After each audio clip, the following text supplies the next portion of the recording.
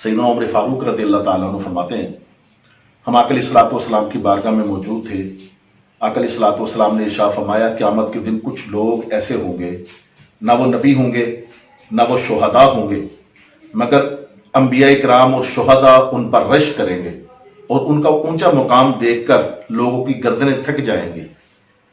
फरमाते हैं उमर फारूक रज़ियल्लाहु ताला अन्हु के कुछ सहाबा ने अर्ज की, या रसूलल्लाह सल्लल्लाहु ताला अलैहि वसल्लम, उनके काम क्या होंगे, उनके अमाल क्या होंगे, वो अमल क्या करते होंगे, वो कौन से नेक अमाल करते होंगे, आका हमें बताइए ताकि हम उनके साथ मोहब्बत करें और उनको तलाश करें और उनके झुरमट में बैठे, उनके करीब बैठे, उनकी महफिल में बैठे। वो कौन से नेक अमाल करते होंगे।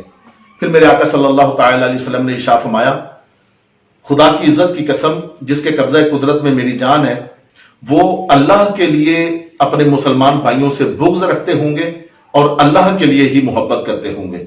और खुदा की कसम वो क़यामत के दिन नूर के मिंबरों पर होंगे और उनके चेहरे 14वीं के चांद की तरह नूर की तरह चमकते हुए।